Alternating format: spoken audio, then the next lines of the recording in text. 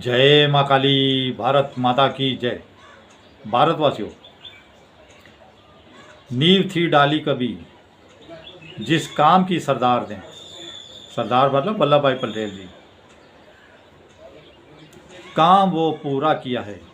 काम वो पूरा किया है मोदी जी की सरकार ने। 370 हटाया, राम मंदिर बनाया, 3 तलाक हटाया, अब वक्त का खात्मा किया और पाकिस्तान को सबक सिखाया। सबसे बड़ी पाकिस्तान को सबक सिखाया और पूरे दुनिया में नाम कमाया। सनातन कैसा ज्ञानी होता है, कैसा ज्ञानवान होता है, वो लड़ता नहीं है, बिना लड़े ही ख़त्म करता है। जो ये मोदी जी ने दुनिया को भी समझाया। जैसे कल ट्रम्प की टीम आ गई है टैरिफ के ठीक ठाक करने के लिए। तो ऐसे जिन्होंने, हम हिंदू, हम सनातनी अपनी चेतना, अपनी आत्मसम्मान खो चुके थे। बिल्कुल टुकड़े टुकड़े हो चुका था हमारा आत्मसम्मान, कुछ था ही नहीं। कोई भी बात करने के लिए हम सोचते थे कि बोलें कि नहीं। उस हमारे आत्मसम्मान और हमारी चेतना को नव संचार दिया, जागृत किया, ऊर्जा दी, ऊर्जा से भरा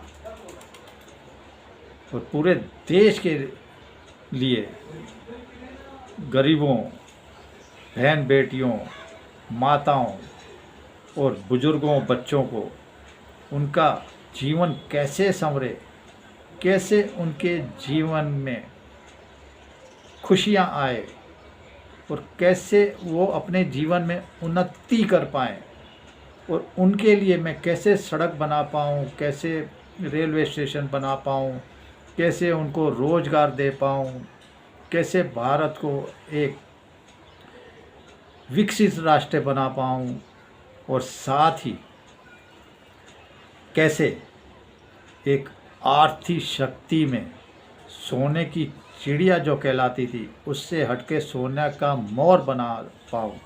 ऐसी सोच और ऐसे विचार और ऐसे ज्ञानी और ऐसे तपस्वी हमारे मोदी जी को जन्मदिन की मैं बहुत बहुत शुभकामनाएं देता हूं। जन्मदिन की बहुत बहुत शुभकामनाएं देता हूं। शिव शक्ति हमेशा उनके ऊपर अपना आशीर्वाद बनाए रखें और जब तक वो स्वस्थ रहें, जब तक वो प्रधान सेवक की कुर्सी पे बैठना रहे, मैं कहता हूँ बैठें, चाहे 100 साल की उम्र है या 150 साल, और वही प्रधान सेवक हमारे देश के बने रहें और मान सम्मान देश का ऐसे ही बढ़ाते रहें। तो ऐसे महान योद्धा हमारे मोदी जी को एक बार फिर से मैं जन्मदिन की बहुत बहुत उनको शुभकामनाएं देता हूँ, भारतवासियों। और इसी के साथ हमारे राजनाथ सिंह आज हैदराबाद पहुँचे हुए। राजनाथ सिंह जी कह रहे हैं कि जब रजाकारों ने, देखो जिहादियों का इतिहास बता रहे हैं, ये आप छोटी मोटी बात नहीं लिए, मैं आपको बता रहा हूँ आज जिहादियों का, गद्दारों का, देशद्रोही का, वो समझा रहे हैं कि ये तुम्हारे ना पहले थे, ना अभी हैं, ना कभी आगे होंगे। इतना बड़ा संदेश मोदी जी के जन्मदिन पे राजनाथ सिंह जी दे रहे हैं। वो कह रहे हैं ये रजाकारों का सरदार, ये गुंडा, ये मवाली, ये राष्ट्रद्रोही, ये भारतद्रोही, ये भारत पे टुकड़ों पे पलने वाला जो कासिम रिजवी नामक जो जिहादी था, जिसका नाम था कासिम रिजवी, उसने हमारी हिंदू बहन बेटियों की इज्जत लूटनी शुरू कर दी हैदराबाद में, और घर जलाने चालू कर दिए, मारना काटना चालू कर दिया, बहुत अत्याचार करना शुरू कर दिया। हमारी माँ बहन बेटियाँ अपमानित हो रही थी और खड़गे के भी खानदान को जला के राख कर दिया। खड़गे दोगला दुगला साला देशद्रोही गद्दार, अपने मतलब आत्मसम्मान को, अपने पुरखों की मौत को भूलने वाला गद्दार। सोचे उस पार्टी से, कांग्रेस पार्टी से ये लोग देश चलाना चाहते हैं। ये मैं अपनी तरफ से बोल रहा हूँ। तो भारतवासियों, वो कह रहे हैं, तो यही कासिम रिजवी को समझाया सरदार वल्लभ भाई पटेल जी ने कि सुधर जाओ। तो ये गया ये सरदार पटेल को बोला हम आखिरी दम तक लड़ते रहेंगे, हम किसी भी तरह से भारत के साथ समझौता नहीं करेंगे, विलय नहीं करेंगे, नहीं करेंगे, नहीं करेंगे। तो सरदार पटेल ने कहा ठीक है भाई, मत करो, जाओ, ढंग से सुधर जाओ तो सुधर जाओ।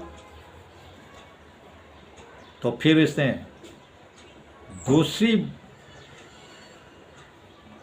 तरह से धमकाया, सरदार पटेल, ओ सरदार पटेल, अगर तुम हैदराबाद में आए तो याद रखो तुम्हारे जो 1.5 करोड़ हिंदू है, जो 1.5 करोड़ सनातनी भगवाधारी हैं, वो सरदार पटेल, मैं उनको ऐसा हाल कर दूंगा कि तुम्हें उनकी हड्डियां और राख ही मिलेगी, उनकी हड्डियां और राख ही मिलेगी 1.5 करोड़ हिंदुओं की।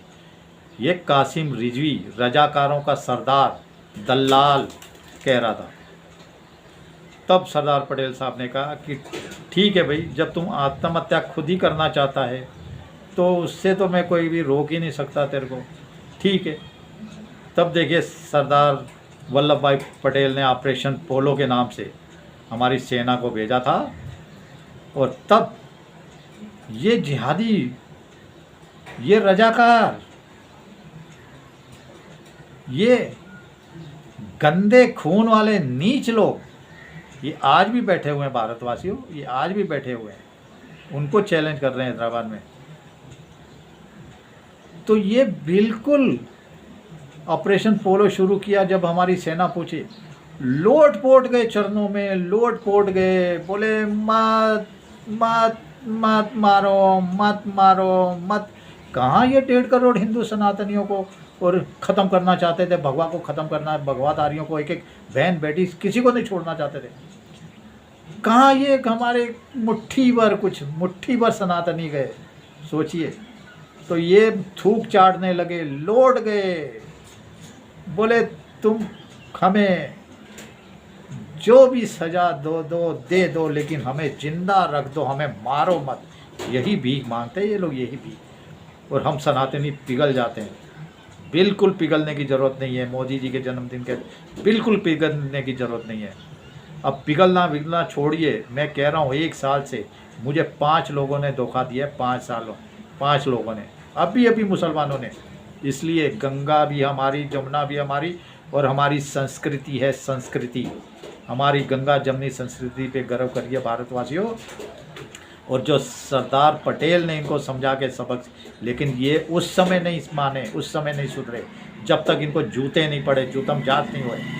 अभी भी ये नहीं सुधरे, अभी वक्फ बोर्ड से जूते पड़ रहे हैं।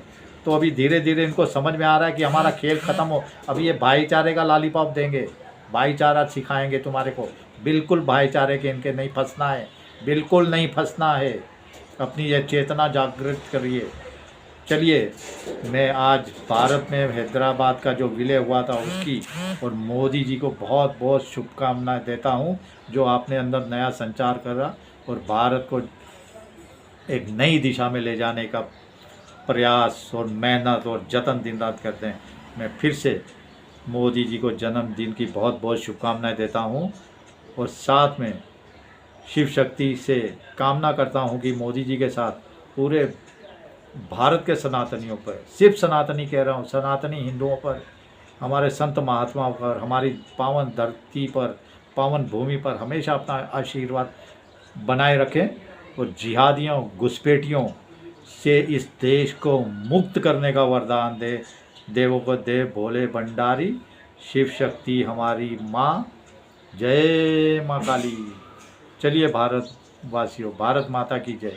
जय श्री राम, जय श्री हनुमान, वंदे मातरम, जय हिंद। एक बार फिर से मोदी जी को जन्मदिन की बहुत बहुत। जब तक स्वस्थ रहें, तंदुरुस्त रहें, तब तक प्रधान सेवक बने रहें। जय हिंद।